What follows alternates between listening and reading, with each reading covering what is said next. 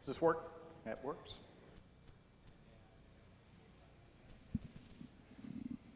This is an interesting place. Jim's lab is actually in a building I used to work in, and it's kind of interesting to listen to some of the topics. One of Jim's main claims to fame is something from the way past in which he was mentioned 43 times in the cuckoo's egg? 34. And his mother was complaining he was swearing each time. But Jim's a very good guy, and I totally enjoy it. I'd really like to encourage you to all turn off the cell phones because he can carry a weapon, so he can shoot it. Jim? Good morning, folks. Here's what I'm going to talk about this morning. I'm going to talk about the DoD Cybercrime Center, who we work for, what we do, who we do it to, digital forensics, and digital forensics is really an evolving discipline, and we're going to talk to you about why, some of the operations, some of the cases that we've gotten involved in, where we need some research, where we've done some research, and a couple other little things. There are 5 major criminal and counterintelligence investigative organizations in the Department of Defense that are listed there. So that's basically who we support in the DoD Cybercrime Center. And our investigative jurisdiction, we have about 3.5 million military and civilian members in the DoD. And we also have investigative jurisdiction over folks that victimize the Department of Defense. So pretty broad, worldwide investigative jurisdiction. We may not be the primary investigative organization, but we do have investigative jurisdiction when we're a victim. We have a worldwide mission. We have over 600 law enforcement sites worldwide, approximately 5,000 agents, and we run generally criminal, counterintelligence, counterterrorism type cases.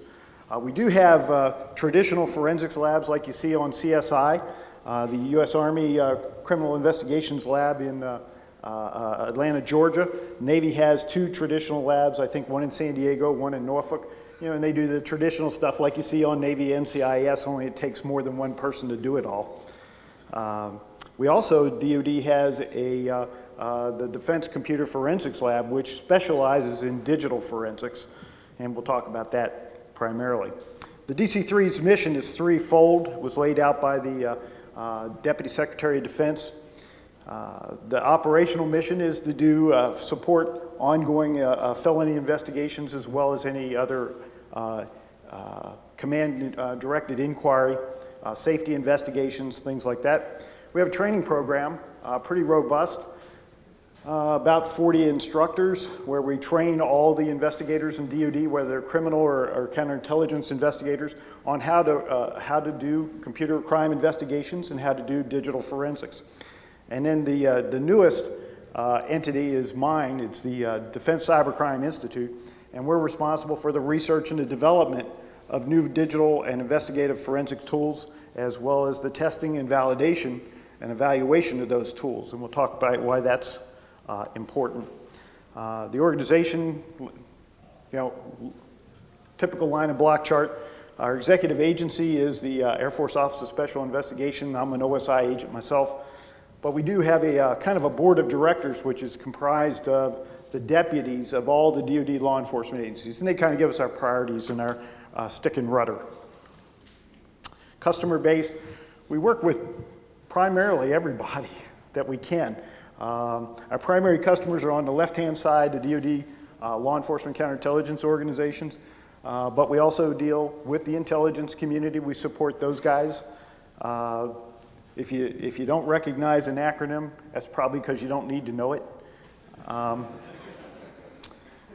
Lots of universities, research labs, and basically all the federal law enforcement agencies. Recently, my boss, Steve Shirley, who's the executive director of the Cybercrime Center, was just put in charge of a standing task force to deal with an investigative joint task force for cyber investigations. And we have major investigations, primarily in the intrusion world, and each law enforcement agency, believe it or not, goes and does their own thing. So, and doesn't collaborate or coordinate that with the others. So obviously that's not the best way to do that. So now we have this standing joint task force that my boss heads up, where he brings these guys together and farms out the leads, and everybody coordinates and cooperates together. So we're learning, we're getting better. And why is this a big deal for the Department of Defense? It's called the Global Information Grid. And do I need to turn this puppy off? Turn it off and just throw it away. Basically, the internet is a integrated weapon system for us. And it's not email, it's not just logistics, but we have sensors out there that are using the internet to feed the collection back for analysis, and then targeting can be munitions, things that cause things to blow up, kinetic energy, like bomblets could be. Each bomblet could have an individual IP address that could be retargeted while in flight. Okay, so the integrity of that network is crucial to our mission. So that's why this is a big deal. This is kind of how we're structured in the Department of Defense. Agent-wise, at the base of the pyramid, every agent is given specific training on how to investigate computer-related crimes. How to seize evidence is what they get to learn how to do. They don't get to process evidence. But every agent needs to know how to collect evidence at a crime scene. But you wouldn't want that guy, that local cop on the street or that investigator on the street doing your DNA testing. That's for specially trained folks. The next level up is the computer crime investigators, and we have several here, or former computer crime investigators from the Department of Defense: Jose Granado, Brett Padres, David Savage, a couple guys. Oh, I didn't mean to out you. But their job is computer-related crimes from beginning of the day to the end of the day, supporting whatever case they need. So they get a lot of specialized training. And then the laboratory kind of gets, my boss calls it the complex and the targeted. I call it the big, the bad, and the ugly. 2 years ago, I was the director of ops for the lab. And how many of you still have trash 80s at home? How many of you know what trash 80s are? It's like, okay. Well, we actually had a case where we had, it was a fraud case, for God's sakes, and we had data that came off of a trash 80. And we had 2 trash 80s, and we had software for it. So you wouldn't expect a computer crime investigator in the street to have a trash 80 or an Apple IIc or a Commodore 64 or be able to understand how that thing operates. But we do. And then the big cases. We have one case back in 2003, 75 terabytes, and it was an espionage case. So it was a presidential directed investigation, and so we had to pull out all the stops, and 75 terabytes was collected, and we had to go through that. It took us about 17, 18 months to go through all that data. So big, the bad, and the really ugly.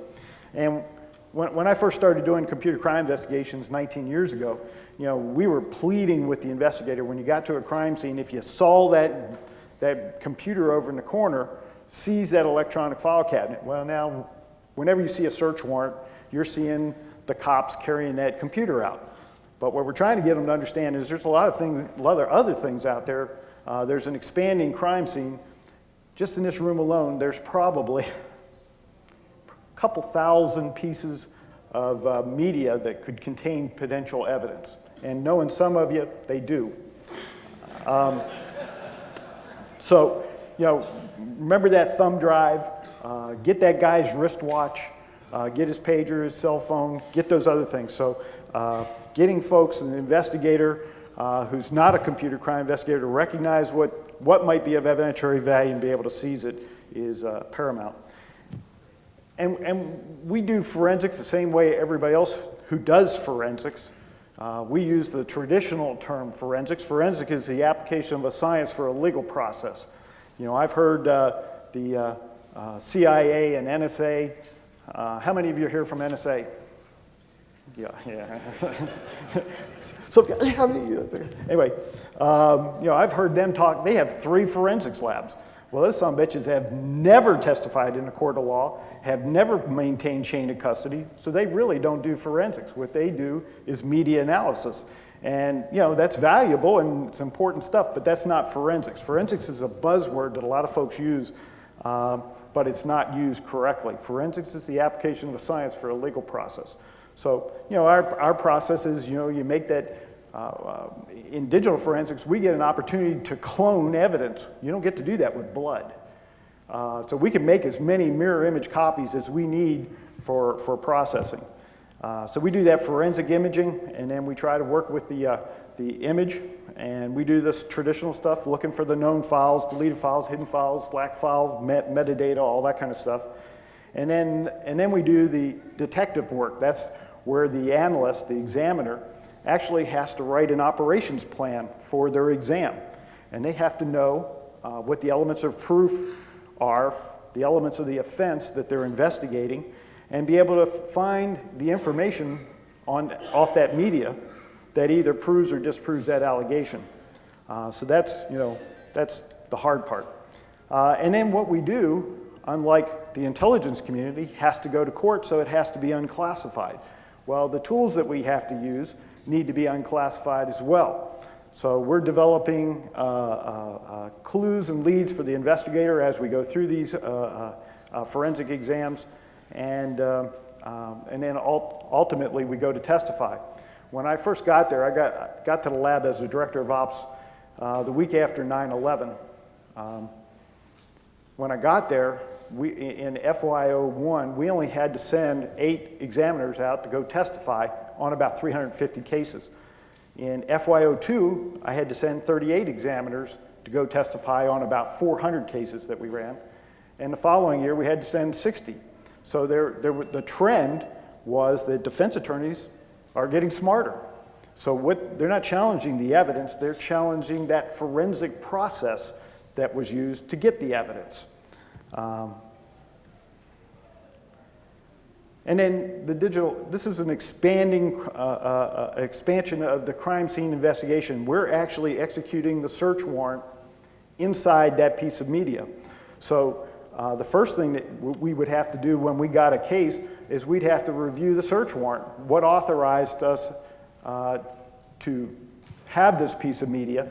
And the search warrant is very specific on what we're looking for. So we had one case where a floppy drive, a floppy disk was found and it was stamped secret. So the investigator said, look for classified and any indications of who threw that in a trash can. So we were running that case and he said, no, by the way, look for child porn too.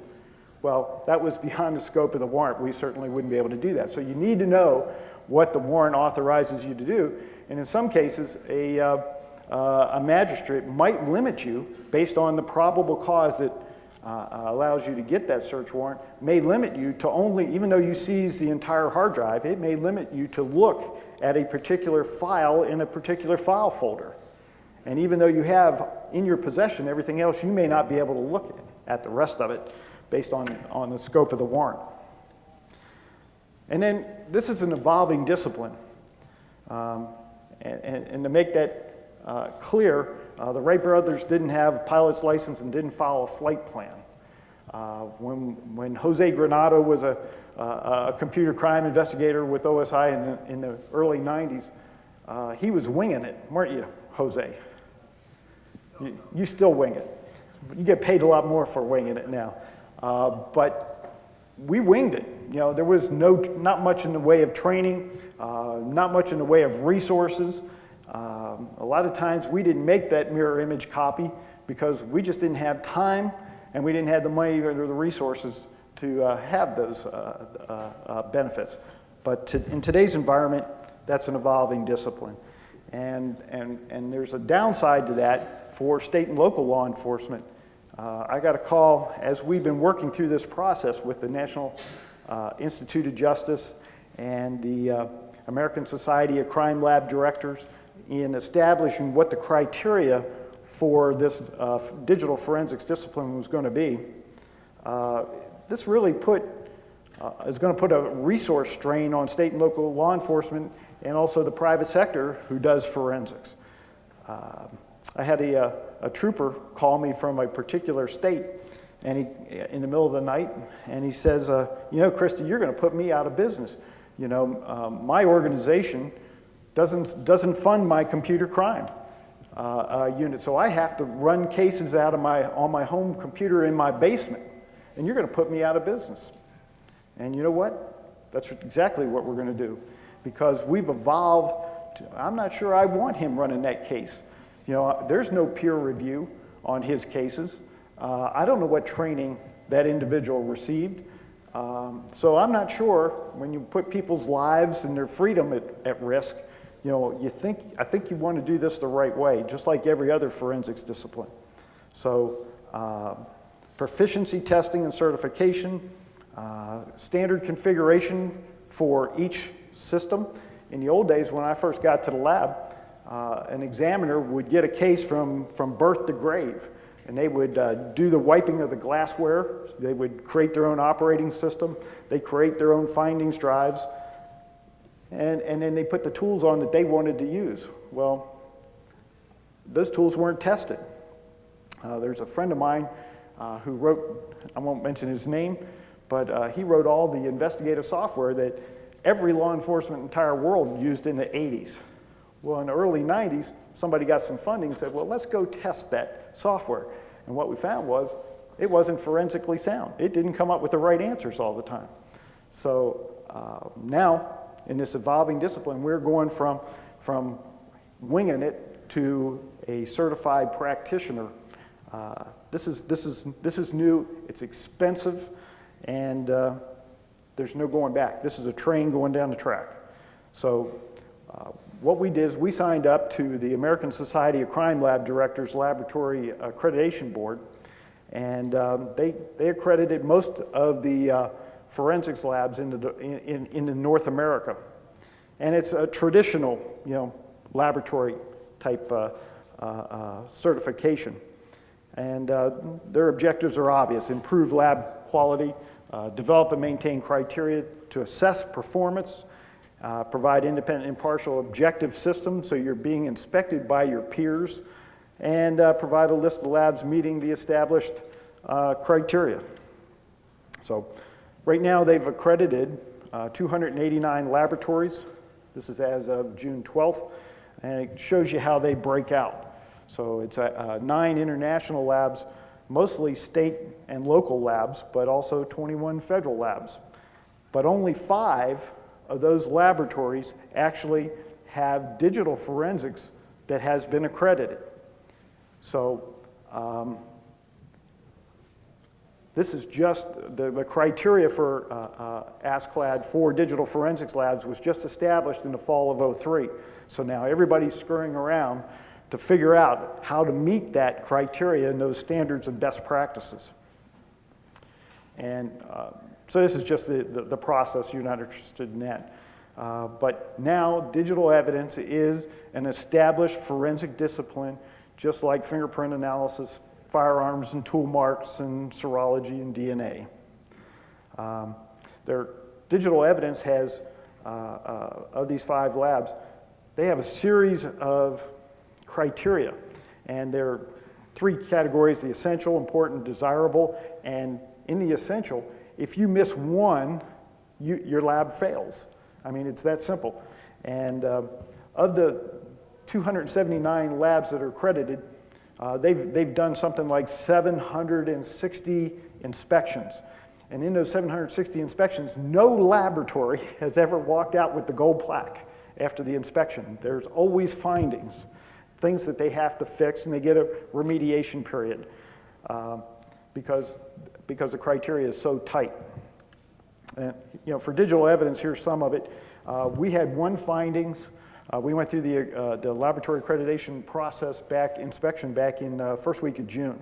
And they found, what they did is they pulled cases, the last 5 cases from every examiner, okay? And these inspectors, who are digital forensics experts, went through each one of the case files, and the finding that they found was that every single page on every single report was not numbered, 1 of 73, 2 of 73, and initialed and dated. And because every single page in all 5 for all 50 of our examiners, we failed. So obviously the peer review didn't catch that. So what will happen is they'll come back in 90 days, and you have to be able to show that in the last 90 days that you've met this. So we had been doing it for 30 days, but the 60 days prior, people had forgotten to number all the pages, and nobody caught it. So now they'll come back in the next month or so, and they'll randomly go through and look at our case files, and if we numbered all the pages, we'll be an accredited digital forensics lab, and probably the world's best. Biggest, best too. Annual proficiency tests. So everything that an examiner does, they have to be tested on every single year. Well, what if they fail? If they fail a proficiency test, not only do you have to provide remedial training, but you have to go back and look at the previous cases, the last 2 or 3 cases that individual worked on, and go over and see if they screwed those up as well. So there's a lot of overhead to this whole process, about a 30 to 40% overhead. Digital forensics is pretty expensive as it is, and to have this proficiency testing, quality assurance manager, peer reviews, and documentation, you wouldn't believe. And because the inspectors come from the traditional world of forensics, they're worried about cross-contamination. So we had to change procedures, and now every hard drive has to be sealed because you wouldn't want to put one on top of the other and have those electrons, migrate and contaminate the other hard drive. So I mean, there's some things in there that need to change, but all the stuff that we have in any given time in our evidence room, we'll have somewhere between 4,000 and 7,000 pieces of media, and each one has to be individually sealed. And every time it's open, it has to be annotated, and it's just lots of overhead. And what makes this really interesting is that some states are now passing legislation that you can't introduce any evidence into any of their courts unless it's produced by an accredited forensics lab. Well, Texas did that 2 years ago and had to suspend the legislation two weeks later because it came to their attention they didn't have any accredited forensics labs in Texas. But in the not too distant future, I think Texas was the first one. There are 5 now, and there's legislation pending in many more states that, if you're going to introduce this kind of evidence, it's going to have to come from an accredited lab, and not many labs are accredited. So we talked about this significant impact on state and local law enforcement, and actually federal. So I mean, this is really expensive stuff. And talk a little bit about our forensics lab. When I first started doing forensics in the 80s, we thought, and when encryption in the early 90s, when encryption got out of the bottle and we knew about steganography and all that, we were worried that the bad guys were, going to use stag, going to use encryption, and we would never be successful in a forensic exam. And what we found was that criminals are just lazy and stupid. Thank God.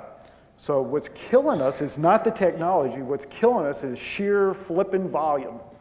My bosses previously spelled computer with a K.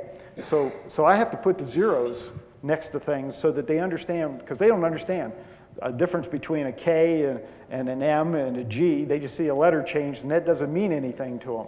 So why do exams take so long? So that's it's like when you take your clothes to the cleaner, all you want to know is when you're going to get it back. Well, it's the same thing with agents when they submit their cases to a forensics lab. When the hell are you going to give me my case back? Well, it's getting more and more difficult. So I put this analogy together for my bosses so that they will understand. If you took a typical novel, 60 characters per line, 20 lines per page, 300 pages, you multiply that out, comes to 360,000 characters, the old floppy diskette. So then you extrapolate that out to the number of books that you had to review forensically. My boss came back to me and he said, that analogy won't work. I said, why? He said, we're agents, we don't read books. So he said, but we seize file cabinets, so, calculate it out. So 1 gigabyte, 1 gig equals about 17 file cabinets. The average case today, I just updated this morning, is 119 gig with 68 pieces of media. That's the average case. So that's over 2,000 file cabinets that has to be gone through forensically. So I took this to extremes for my boss, so in case you ever want to know this stuff. In FY03, we had a major surge, and I'll show that to you in a second. But if you printed everything out and stacked it up, it would have been over 18,000 Washington monuments. So in FY03, we had that one case that was an espionage case, 75 terabytes. And we also started receiving all the media from the global war on terrorism after we invaded Afghanistan. So all that is processed by our folks. So we had to process 147 terabytes in FY03. Obviously, we didn't. This is incoming. That's not outgoing. Okay. So in FY04, we were still doing FY03 stuff. Like I said earlier, definition of forensics: application of a science for a legal process. It's different than media analysis. Two different things. The intelligence community, certs, they do media analysis. They don't do forensics. Talk about some of our stats for FY04. This is media, and three major categories of cases are criminal cases, rapes, drugs, murder, child pornography, counterintelligence, and fraud. Well, intrusions is a sliver in there, and majority of cases you don't know what the motive is. You don't know whether it's counterintelligence or whether it's criminal. So we separate those out. But you can see it's pretty equally distributed. These are criminal cases. So number of cases, not media. So if you look at our criminal cases, over 50% were child porn or child sex abuse cases. And 18% were sex abuse cases, sex offenses, so rapes, things like that. So almost 2/3 of our criminal cases are sexually related, mostly dealing with children. Major number one cybercrime is not intrusions. Number one cybercrime for every law enforcement agency in the world is child pornography. We had the director of India's Bureau of Investigation, which is really huge, it's much bigger than the FBI's. Their number one cybercrime was child pornography. It's one of the crimes that's enabled by the technology. Pardon? Sure. In the rape cases and those kind of cases, what are you finding on additional media? Do they email? Absolutely. There's emails going back and forth. There may be diaries. They may be talking to a friend. They may have plotted out their plan. It's anything that would relate to the investigation to support the allegation. Timeliness. You can see the spike in FY03 due to all the evidence, all the media that we got, and we're slowly getting through it, and we're down around just under 60 days for a forensic exam today. Disc and tape repair. We do that. We had to talk about a case we had back in 1991. We had a dependent wife of an Air Force member. She was found in the front seat of her pickup truck in the Philippines. She had been stabbed 42 times. The husband was a suspect but had an alibi. So when the agents went to interview the husband as a witness, not as a subject, they went to his office and he had a box on the floor next to his desk. And as he walked around his desk, he reached into the box and he pulled out what appeared to be a single 5 1/4 inch floppy disk and a pair of pinking shears, and he began to mutilate the diskette. Now, when I talked to the agents later, they said the scissors were about this big and he was kind of fending them off. I don't know if that's true or not. But it was his diskettes. By the time they got the pieces away from him and the scissors away from him, he had done the damage. So I got a call from the Philippines and they said, hey, there's obviously something on here he didn't want us to see. So we started putting the disks together like a jigsaw puzzle. And what we found was we didn't have one diskette. We actually had two diskettes. And they didn't actually get all the pieces for us. We were able to separate them because they were two different manufacturers and the Mylar was actually different colors. And so we were able to separate the two into two different piles except for the four in the middle. We couldn't tell which diskette they came from. But you can see they were pretty well mutilated. We had 23 pieces. He used pinking shears. He crumpled them up. They were pretty well mutilated. So we went to everybody in law enforcement. Nobody had a technique to recover the data. So we went to the intelligence community. We went to NSA. And after negotiation with their general counsel, they said, yeah, you can talk to our people. So, NSA, they had 6 different groups. So we had to go brief each individual group separately because one group's not allowed to know what the other group does. And they all came to the same conclusion. Yeah, we have a lot of theories on how to get that data, but we've never actually tested those theories. So what we'd have to do is we'd have to get people, we'd have to get a lab, we'd have to get equipment, and in about a year we could go test those theories. Well, meanwhile, our boy's been arrested. We have a speedy trial problem. So, they suggested we go to the private sector. So I went to the private sector. My first call went to 3M. I called 3M because one of the disks was a 3M disk. So I called 3M and they said, no problem, we can get that data for you. I said, great. And because you guys are good guys, we're going to do this for you for free. I went, yeah, okay. So a vice president came down to my office and I showed him this picture and he goes, oh, I thought you meant they were cut in half. Well, I'm just a knuckle-dragging cop. I'm not a rocket scientist, but I know that if you have 2 diskettes and 23 pieces, them some bitches ain't cut in half. But anyway.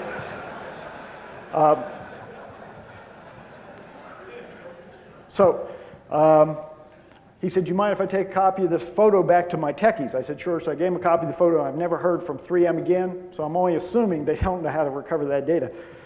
We went to several other folks. Everybody kept pushing me to one scientist from IBM who put the Challenger tapes back together after that disaster.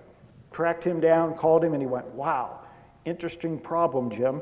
Inner tracks are more dense than the outer tracks. You have timing issues. He said, if you figure this out, let me know. Great, thank you.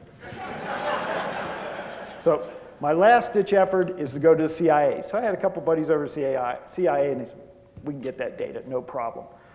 But their problem is that they're not going to testify. They're not going to give up this classified technique in a murder trial. So we negotiated. I lost.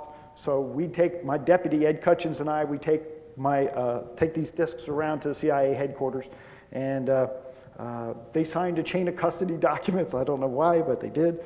And they had my disks for 2 weeks. And finally they called and said, OK, come get your damn disks. And I said, well, what does that mean? And they said, well, come on over. So Ed and I, we drive around the Beltway over to CIA headquarters. We go in, and they said, we're kind of embarrassed. All the techniques that we had didn't work. And short of a contract for big bucks, we're kind of out of business. And I said, well, this is one of those must-solve cases for the military. Define big bucks. He said $500K. Well, Jose, you remember $500 was a lot of money for us in those days. So, Ed picked me up off the floor, brushed me off. We grabbed our discs, signed a chain of custody documents. We're driving back around the Beltway. Get about halfway around, Ed says to me, okay, you let all the big boys have a shot. You're going to give me a shot. So what are you going to do? He said, I'm going to scotch tape them back together. I said, get out of here. You can't scotch tape these things back together. The tape will rip the read-write heads off. He said, hell, we won't know if we don't try. It's kind of hard to argue with that kind of mentality. So we got back to the office. Got a diskette, put some data on it, cut it in quarters, and he puts scotch tape on it, 3M tape, by the way. On the bottom side, sticks it back in the jacket, and then he whips out my laptop with my 5 1/4 drive. Sticks it in, said, okay, we're going to read it. I said, no, you're not. You're going to rip the read-write heads off. He said, we won't know if you don't try. Okay, turned it on. I watched my disk drive dance across the table for about 15 seconds, and then you could hear the read-write heads. When you shake it, they were rolling around. You can assume what I said.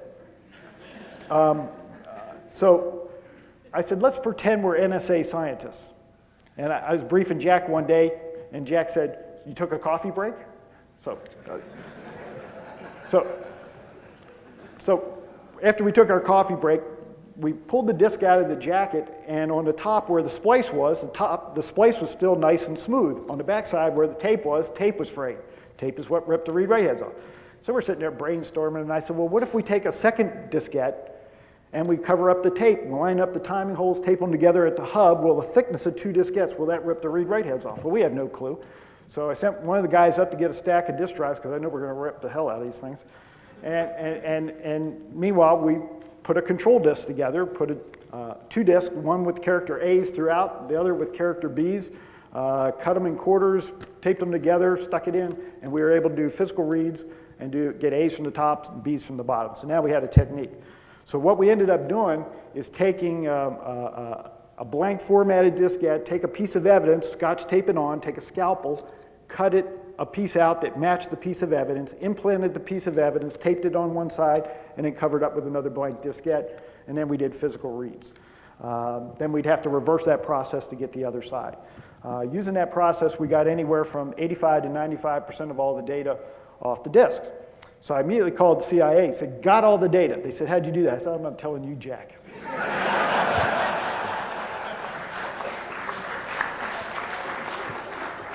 And then I had an epiphany. And I said, no, I can tell you how to do it, and I'd save you big bucks. We can do it for $490,000 for you. So that's how we funded our DoD's computer forensics lab. It was kind of interesting because, the orientation of the pieces, some of them didn't have an outer edge or an inner hub, so it was hard to orient them. So what we did was, I had this stuff called Magnecy. It was a real fine ferrous powder suspended in alcohol-based solution. You throw it on magnetic media. The powder lines up with the magnetized spots and the liquid evaporates, and you can actually see tracks and sectors. Now you can line things up in a 360K diskette. You can just line them up with a magnifying glass, tape them in place, brush the powder off. Now with a 3.5-inch diskette, you need a microscope to line them up. The guy had crumpled the discs up, so we had to find a way to iron them. So we came up with a soldering iron with a piece of brushed aluminum tubing, slit the tubing so it would slide across the heating element, put it on a rheostat so we could adjust the temperature. 114 degrees if you need to do this is best. And, and you rolled the soldering iron, and it would flatten it out pretty good. That's the Magnecy, the tape developer. And then with 3.5-inch discs, they got the metal hub and there's a little square. That square has to line up with the starting sector. Well, you can't see the starting sector unless you throw this tape developer on, and then you line up the little square in the hub, and then you can read the disk with a regular disk drive. What we found on the diskettes was his wife had divorced him and taken 2 kids and moved back to the United States. We found the love letters that he was sending to his ex-wife saying how much he loved her, wanting her to come back and remarry him, which she eventually did. At the same time he was sending those letters to his ex-wife, he was sending letters to his Filipino girlfriend saying how much he loved her, how he hated his ex-wife, how she was trying to alienate his 2 kids and taking for all his worldly possessions, and I've been through 2 divorces and I can relate. So his wife finally agrees to come back. His Filipino girlfriend was interviewed, and she said that he had given her a typed letter, probably a computer-generated letter, asking her to hire the hitman, which she did. They split, 3 of them split $105. When she had destroyed that letter, the best she cut it up, so we asked her to write that letter out the best she could recollect, and we did find the last paragraph of that letter just as she had written it out. We also found the letter that he fired off to the insurance company when his wife did come back, upping her life insurance to $450,000. So once he was maintaining his innocence until we produced all this evidence, he then confessed, pled guilty, and was sentenced to life in prison. So I know we are a real forensics lab because Forensics Files was out in February and March filming this case. So we had to do a recreation. So I had to find an old Zenith laptop that we had, and we had to go through and recreate, had to find 5.25-inch diskettes. All my guys kept saying, throw those things away. I said, no, you're not throwing those away, and thank God we didn't, because we had to cut up and redo a reenactment. So this should be airing on Court TV's Forensics Files in August, I believe. GPS devices, global war on terrorism, we're seizing GPS devices and they're a world of information. We're trying to get agents to recognize, that when you find one of these in any kind of case or in the global war on terrorism, don't turn it on.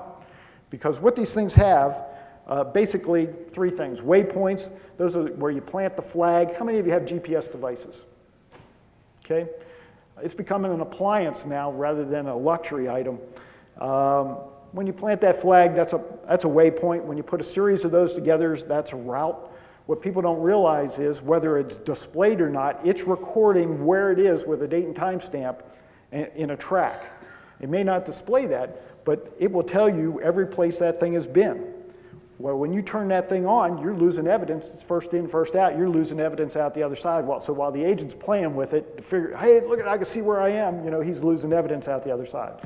So if you see a series of these, you plot it on a map, and you plot all of them on a map, you might find points of convergence. So maybe this is where you want to set up your surveillance in a drug case, or this may be the dead drop in an espionage case, or if it's in the global war on terrorism, maybe this is where you want to have a predator flying overhead. So lots of great information coming out of GPS devices. Hard disk repair. When I first got to the lab the week after 9/11, I knew we were going to invade Afghanistan, and I knew when we did, even though this is a pretty backward country, we were going to seize computer media. Now, that wasn't an easy sell to a lot of the senior leadership, but we did. And I got to tell you, when you send a cruise missile into a cave with computers, that's problematic to the computers. So we had to develop a technique, we had to develop some capability to recover hard drives and computers. In fact, we had a SEAL team, special ops guys that were getting ready to deploy, so we had them come through, we gave them a tour, and I said, I got to ask this question because I heard this as a rumor. Could you explain to me how you seize computer media? They said, sure. Yeah, this is how we're trained. While bullets are flying, we go in, we look for those little gray or black boxes sitting over in the corner, we grab them, we lift them over our head, and we smash them on the ground until the cabinet breaks open, and then they usually have black or silver boxes with a lot of wires. We rip those sumbitches out and we run like hell. I said, okay, so we issued them screwdrivers. Because again, that's problematic for us. But we do have a hard disk drive capability. We also do audio and video enhancement for the traditional law enforcement mission, surveillance videos, body wires, things like that. You name the media, we have to deal with it. And basically what we're doing is enhancing that video so we can see the tattoo, the logo on the shirt, trying to get the license plate number, etc. Let me give you an example of some of the things that we do. This is called frame averaging. I'm going to show you a video on the left. This is a technical term called a pole camera, set up by our tech agents. It's a camera on a pole.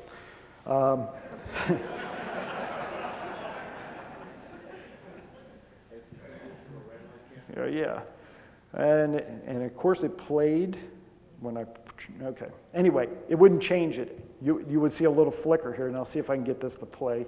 Yeah, there we go. Frame averaging, we took that same video, frame averaging digitizes each frame, stacks them on top of one another, and then looks down through each pixel and takes an average. So when you add contrast and gain and brightness, you add a lot of random noise. So this takes that random noise out. So this is the same video that this is.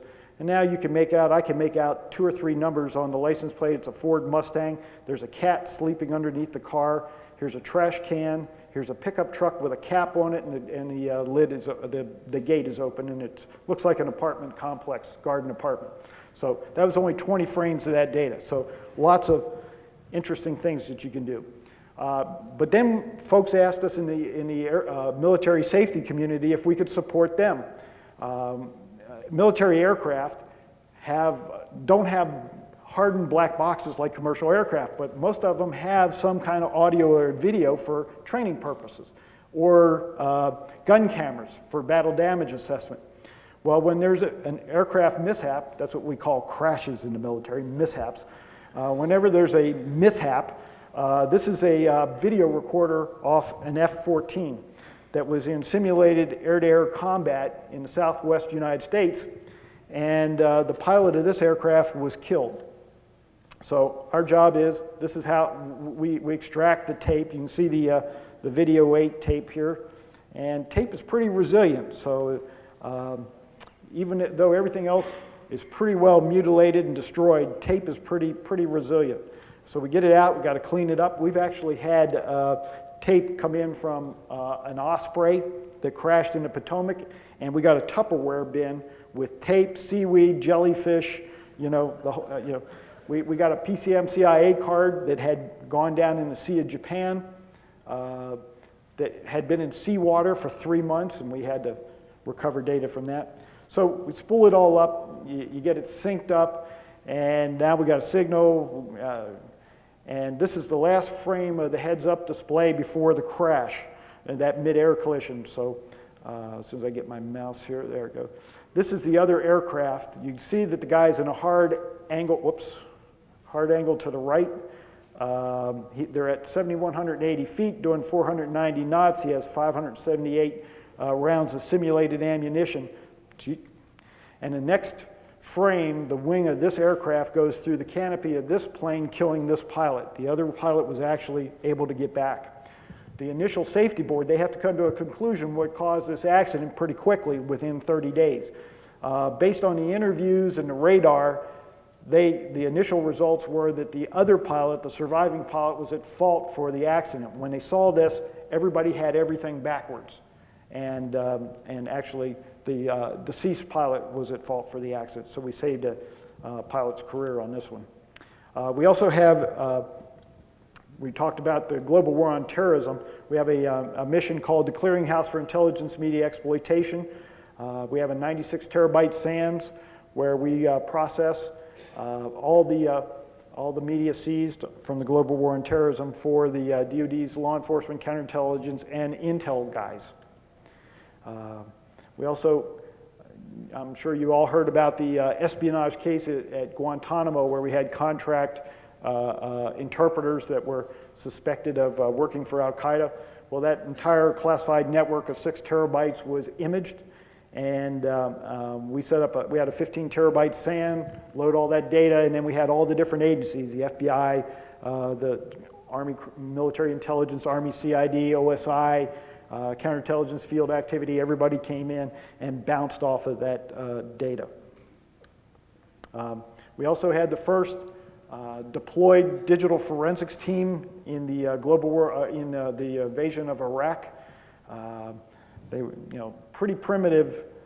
Each one had each guy, I sent 5 guys, 2 of them were computer crime investigators and 3 forensic examiners, and they each had 3 Pelican cases, and that included all their clothes and weapons. They actually got there, and they were actually attached to the Special Forces guys. They were the first ones in Baghdad. They were actually kicking Saddam Hussein's palace doors down, looking for computers, and forensically processing for tactical intel, looking for the guys on the deck of cards, looking for the weapons of mass destruction. On-site support, obviously, court appearances, that's primary mission, but we assist with search warrants, lots of search warrants, especially when you go into a defense contractor and you take down a data center, you're 150 PCs, 11 servers is not unusual. That's pretty heavy duty stuff. We actually have a portable SANS, 24 terabytes that we can roll in, 3 cases, each one weighs about 400 pounds, and we can image about 24 terabytes on scene.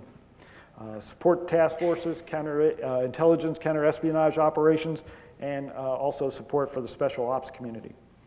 The Institute, which I'm the director of, we do the research and the development, tests and evaluations, we do digital forensics intel and outreach.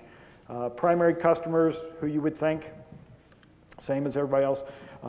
Some of the stuff that we built, and we have a forensic imager, DCCI DD, which is certainly available to anybody who would like a forensic imager. It incorporates MD5 and SHA-1 hashes, peer-to-peer data extractions. Now, some of the other tools that we've developed are only open to federal, state, and local law enforcement agencies. Instant messaging, we've developed some tools to extract that information, metadata viewers. We're working on, since we can recover data from cut-up diskettes, nobody has cut-up diskettes anymore, so we're still struggling with CDs and hard drives. The FBI, NSA, and DCCI, we have a project ongoing with University of Maryland and a couple other universities to recover data from hard drives that have bullet holes in them, because guess what, we get those now. And so we're getting data now from some of the early 90 drives. So good stuff. Malicious code analyzers, steganography analysis, obviously. But the main thing that we do is we do test and evaluation of all the tools. All the tools that are used in a forensics lab have to be tested and evaluated, otherwise you can't use them in an accredited lab. That includes hardware and software.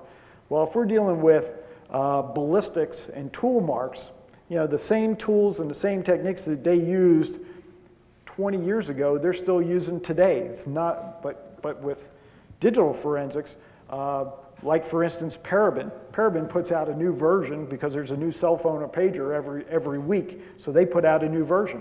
I have to test that version before we can use it in the lab. So major moving target. And basically the reason you do the testing is to make sure that the results from that forensic exam are going to be accurate, repeatable, and predictable. If it's not forensics, it's something else. And like I said, we have to do all the different platforms. So that causes a problem in the government because, you know, Jose and I were talking last night at dinner. You know, before we go out and buy, you know, we have 50 examiners and 10 hardware techs in the lab. And each one has multiple systems. Before we go out and buy new systems, we got to test them to see if they're forensically sound. So we go through the acquisition process, and it may take 6 months to get that damn piece of hardware in, and then it takes me another 2 months to test it. Well, now I can't buy it anymore because they've got a new version. So this is obviously problematic for us. Things that we have online, DC3.mil is a catalog of different studies and projects that we have. So if you're interested, if you're a government agency or a contractor working for a government agency, you can have your sponsor send us and we'll send you a copy of that report or the software if we can. From our outreach, we run an annual conference. We'll talk a little bit about that. We have academic internships, so I know a lot of folks are here from academia. We're certainly looking at bringing interns in. We have a daily computer crime newsletter. It's just basically news links, so that's open to everybody if anybody's interested in that. Lots of working groups and exchange programs with NSA. This is the dispatch, so if you would like to subscribe to this, just send an email to dcci.dispatch@dc3.gov, and we put this out on a regular basis, and those are the categories of things. So it's not security related, although you're going to find stuff in there. It's going to be computer crime and legal issues a lot. DoD Cybercrime Conference, we host an annual DoD Cybercrime Conference. This will be our 5th, coming up on the 9th through the 12th, and actually the 9th through the 14th of 2006 in Clearwater, Florida. General Radegui was our keynote speaker and our co-sponsor last year. He was the director of the Defense Information Systems Agency as well as the commander of the Joint Task Force for Global Network Operations. So the JTF GNO was our co-sponsor. We had over 550 attendees last year, 14 tracks, and about 133 presentations. Now, what we do is, you know, whenever we have a computer crime in the Department of Defense, there are 3 major categories of folks that are affected. Your system administrators, IA folks, those are our victims, and the folks who detect the problem. Then we have the investigators and the forensic examiners who are doing the investigation, and then you have the prosecutors. So we have a legal track, we have an IA track, and we have a law enforcement track. We also have a small R&D track, and we do also provide training and tools and workshops. So if you're interested in that, you have to be a government agency or a contractor working for a government agency to attend. This is a list of the folks that organizations that did attend last year. 2 columns on the left are DoD, and then the other were federal, state, and local, and it's also open to the 5 I countries, the UK, New Zealand, Australia, Canada, and the US. Now, how many of you sat in any of the legal presentations this week? Okay. Well, how many of you have to deal with your legal advisor, your general counsel on a regular basis? Okay. Well, this is my lawyer. So at our conference, he was running my legal track. And you know, like most lawyers, he told me I couldn't do something. And he pissed me off. So at lunchtime, I coordinated to have his ass arrested. So I knocked on the door and I said, hey, Don, could you come out for a second? We had the cameras rolling and we had him frisked, handcuffed, had a perp walk and put him in a golf cart and hauled his ass out. So, where we hold the conference is at Weston Golf Resort. It's a terrific place. It's 4 championship golf courses. They give us the government rate. All the facilities are free.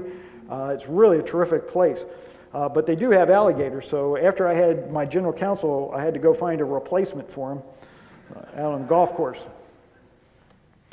Where we need some research, so anybody who's doing any research and would like to provide help to us, we're certainly open to help.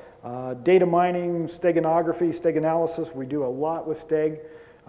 Don't have the budgets to develop detecting tools, although we have a couple unclassified tools that we did develop. We can't compete with the big boys on that, but what we do is we evaluate products.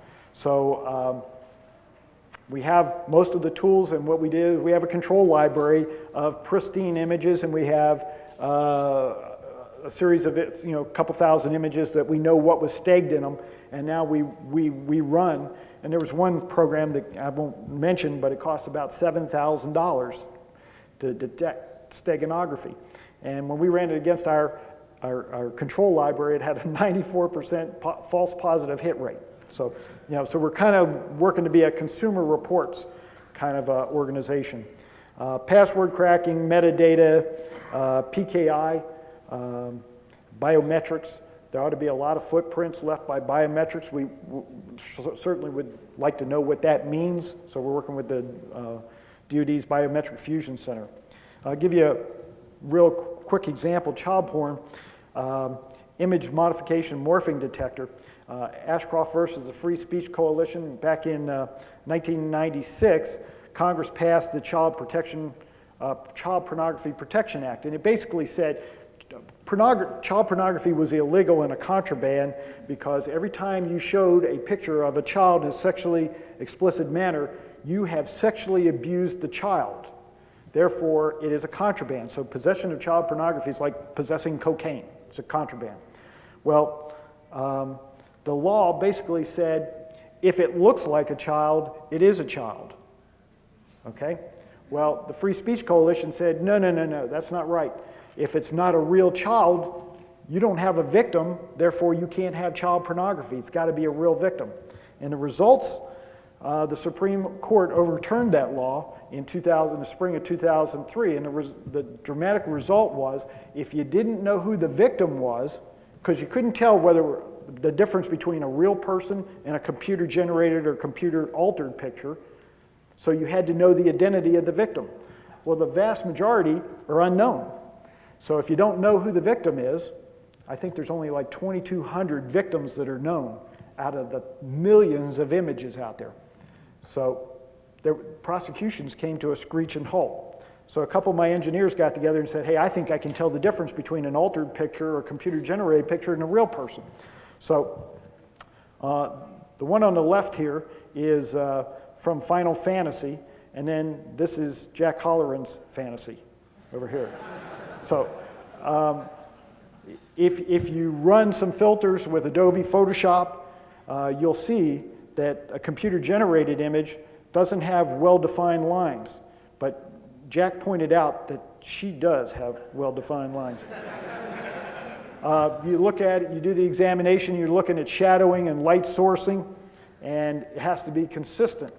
When you run a histogram on a computer-generated image, you will see these little white lines. That means an absence of color. When you run it on a real person, there is never an absence of color. So we developed a protocol, and now what we can do is we can determine whether it's a real person or a computer-generated, computer-altered person and picture. And now we don't need to know who the identity is to be able to prosecute people who are perpetrating child pornography. Metadata, you guys know all about metadata, so it's great stuff, including, could have the serial number of the camera that took the picture. That's pretty good evidence. PDAs, now you can, if you lose them, you can call a number, and next time it's turned on, it'll zero out all the data. It's a great security feature. But if you're a bad guy and we seize it, and as we leave, you dial that number, or you call somebody and have them dial that number, and all of a sudden, next time we turn it on, it deletes all the evidence. That's a bad thing. So we went out, we had a contractor said, tell me how to protect these PDAs. So they came up with this little box. Cost me $400 to build one of these boxes. Now I got to have these at every field location, 600 around the world, to train people how to use them. And then they said, you know what? If you use a paint can and you put them in a paint can with bubble wrap, it actually works better than the specially $400 design box. And oh, by the way, every law enforcement office has paint cans already in their office because we use them for ashes in arson investigations. So we have a $3 to $5 solution for that. Training program, I got 1 minute, and lots of training. Each one of these courses is about 2 weeks. It's free to DoD folks. FBI, Secret Service, and State Department's diplomatic security buy our courses. State-of-the-art facilities and current trends, and that's the end. So this is basically how you get a hold of us if you're interested. Going to the cybercrime conference, dodcybercrime.com is our website. If you're interested in that dispatch, dcci.dispatch@dc3.gov. I'm sorry?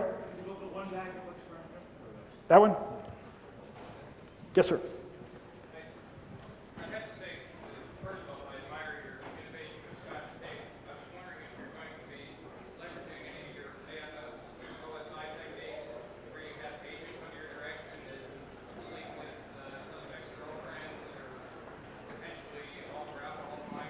You want to sleep with one of our agents? Is that what you're saying?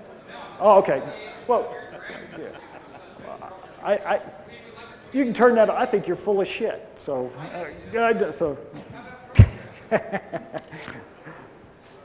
I'll take other questions. If you want to talk afterward, I'll be glad to explain. I bet you would. You can take a number. Okay.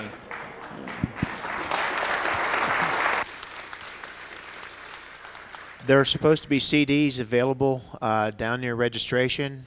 I don't know how crowded it'll be getting down there, but have a shot at it. And in my defense, I didn't do picture analysis, but I did do destruction of media data. So I was roughly 10 years ahead of what Jim was doing.